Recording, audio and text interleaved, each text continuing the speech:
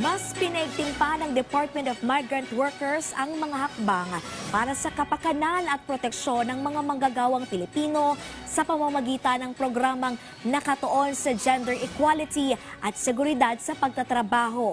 Yan ang sentro ng balita ni Denise Osorio. Nagpulong ang Department of Migrant Workers Gender and Development Focal Point System Executive Committee bilang paghahanda sa month-long celebration ng 2026 Women's Month. Sa pangunguna ni Undersecretary Dominic Rubia Tutay at Assistant Secretary Francis Ron de Guzman, isinapinal na ang mga aktibidad para sa okasyon batay na rin sa magiging tema ng Commission on Women's National Women's Month at itinakdang agenda ng ahensya na Gender and Development o GAD. Kabilang sa mga napag-usapan ang paglinang ng wellness programs for DMW employees, pagsulong ng gender equality, at pagpapalakas ng suporta sa mga kababaihang migrant workers. Ginanap naman ang Valentine's Day Matchmaking Affair Job Fair para sa mga biktima ng illegal recruitment at human trafficking kahapon. Nagbigay naman ng mensahe ng lakas ng loob at inspirasyon si Hans Leo Kakdak ng Department of Migrant Workers sa mga nagsusumikap na makamtan ang maayos na buhay. Don't give up.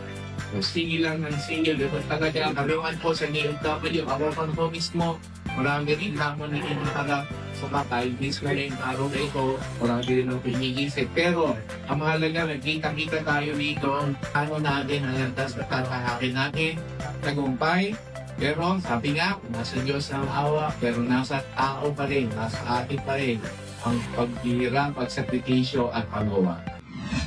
Nagpaalala naman ang DMW sa mga overseas Filipino workers na huwag basta-basta magtiwala sa mabulaklak na salita ng mga nakaka-chat online dahil baka hindi tunay na pagmamahal ang alok nito, kundi pera lamang ang habol.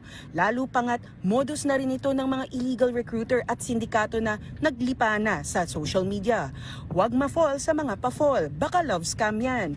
Isumbong sa DMW Migrant Workers Protection Bureau ang anumang kahina-hinalang illegal recruitment sa inyong lugar o fake overseas job posting sa social media.